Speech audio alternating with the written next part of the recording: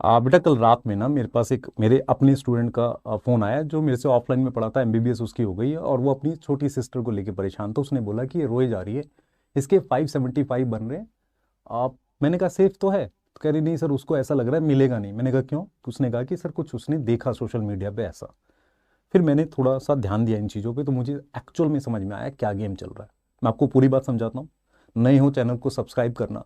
और बच्चे, हम one of the most genuine person है जो रियल बात करते हैं।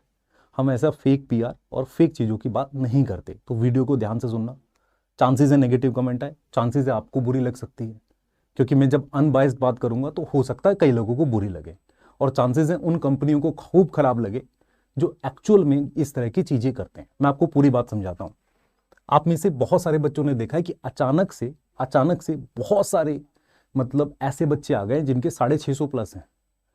ये तब नहीं आए थे जब एग्जाम हुआ था, या अभी आंसर की आई उससे जस्ट पहले आने स्टार्ट हो गए। जबकि अगर आप ध्यान से देखोगे, मुझे बताना कोई ऐसी कोचिंग थी जिसने 600 कट ऑफ बताई थी? आप सोचना जरा। सबने कट ऑफ बताया, सबको बतानी है कट ऑफ। एक तो दिक्कत यह कि सबको कट ऑफ बतानी है। उनसे एक्चुअल में पूछो क्या सर आपको काउंसलिंग का पूरा प्रोसीजर पता है? आपको ये आइडिया है कि क्या क्योंकि कट ऑफ तो काउंसलिंग के बाद, अच्छा कट ऑफ पता कैसे चलती है? लास्ट राउंड पे जब क्लोज होता है वहां से पता चलती है। तो काउंसलिंग फॉलो करनी पड़ती होगी ना।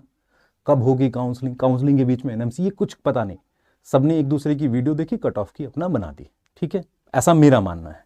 पर कोई भी ऐसी कोचिंग थी, चलो मान लेते हैं कुछ लोग ऑथेंटिक में, पर किसने बताई साढ़े इस नंबर के अलावा किसी ने बताई क्या? नहीं, सबने तो यही बताई। अगर सबने ये बताई तो मुझे ये क्यों दिख रहा है? मतलब सबने कट ऑफ ये बता दी, ठीक है मान लेते हैं। तो फिर ऐसा कैसे हो सकता है कि बल्क में बच्चा 650 प्लस है? या तो ये गलत है या ये गलत है।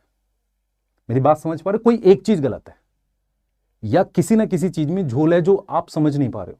यहां पर कुछ के दिमाग में पेपर लीक का, बेटा पेपर लीक का यहां इशू नहीं है। यहाँ कुछ दूसरे बड़े इशू हैं जो आप नहीं समझ पाते हो। मैं आपको पूरी बात बताऊंगा, ध्यान से सुनना आप। आपको मैं अपनी एनालिसिस बताता हूं। बहुत सारा बच्चा, क्योंकि मेरे से ज्यादा मैसेज बच्चों के शायद ही कोई पढ़ता होगा आप में से, देख आप रियल बता रहा हूं।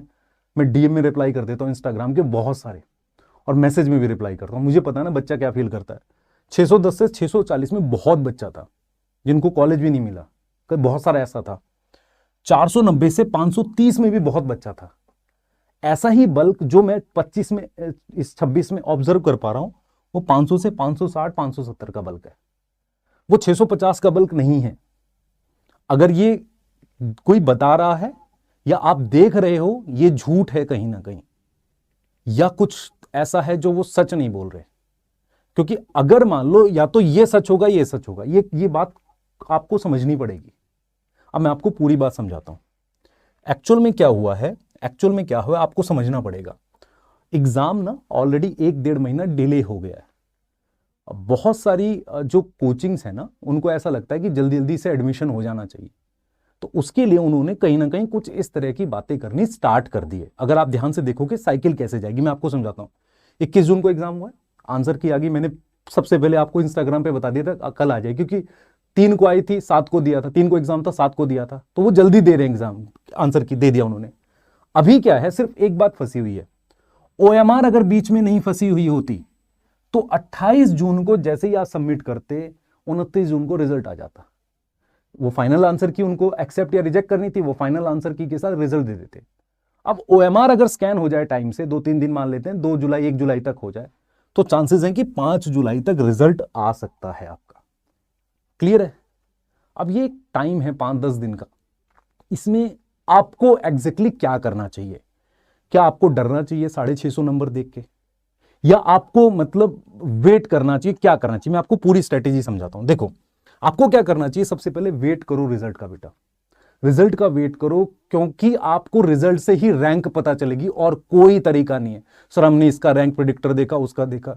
बेटा बहुत सारे रैंक प्रेडिक्टर एक्यूरेट नहीं है, वो नॉर्मल से लोग कोई बनाते हैं, उनमें उतनी चीजें बैठती नहीं है। दूसरी चीज, आपको क्या करना है, ट्रस्ट नहीं करना क्लेम्स में। बताता हूं क्यों।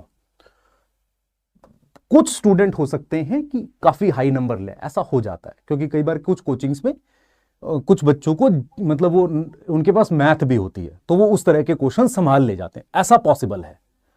लेकिन बल्क में पॉसिबल नहीं है, मैं आपको क्लियर बता रहा हूं। ये बल्क में पॉसिबल नहीं है कि बहुत सारे बच्चों के ऐसे नंबर, ये बल्क में नहीं पॉसिबल है। ठीक है, तो ये एक्चुअल में हो क्यों रहा है मैं आपको समझाता हूं। ये एक्चुअल में एक मार्केटिंग ट्रैप चल रहा है जिसमें वो इस तरह का पीआर कर रहे हैं। पीआर कैसे कर रहे हैं, ऐसा दिखाने की, जैसे मैं अगर आपसे कहूं कि मेरे 4 बच्चे सिलेक्ट हुए तो आपके दिमाग में जाएगा 400 तो होंगे। उस तरह का पीआर चल रहा है जहां पर रिजल्ट के थ्रू आपको कन्विंस किया जा रहा है कि देखो हमारे रिजल्ट आते हैं, आप हमारे पास आ जाओ। फैक्ट बता रहा हूं। और इसमें अगर आप हमारा स्टैंड देखते हो, हम वही बच्चे क्लेम करते हैं जो हमारे होते हैं। इवन मैं अगर आपको रियल बताऊं, इतना सारा ओवरलैपिंग बच्चा होता है जो रेडी रहता है कि सर आप बोलो हम आपके लिए वीडियो बना देंगे, आप बोलो हम आपके लिए, तो हम कहते हैं नहीं बेटा ये ठीक नहीं है, ये हमारा कॉन्शियस अलाउ नहीं करता।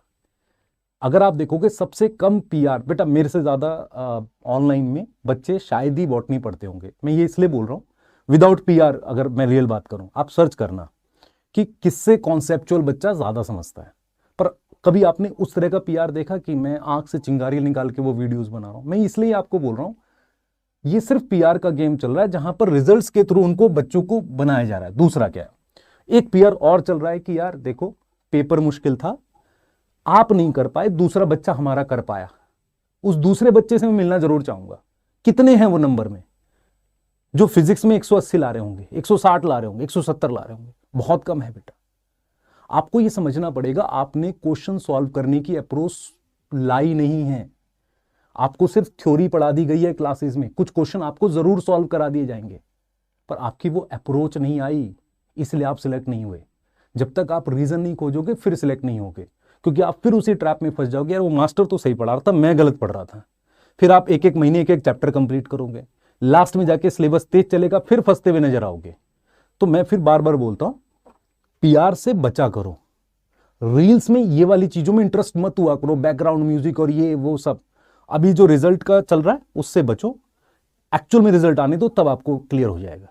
दूसरी चीज, आप में से बहुत सारे बच्चे अगर डरे हुए हैं, वेट कर लो। जिसको लगता है नहीं ड्रॉप करना है, तो क्या स्ट्रेटेजी होनी चाहिए वो जरूर बता देता हूं मैं आपको। अब देखो रैंक आने दो, उससे कट ऑफ का आइडिया लगेगा। और मैं आपको एक गूगल फॉर्म दे रहा हूं,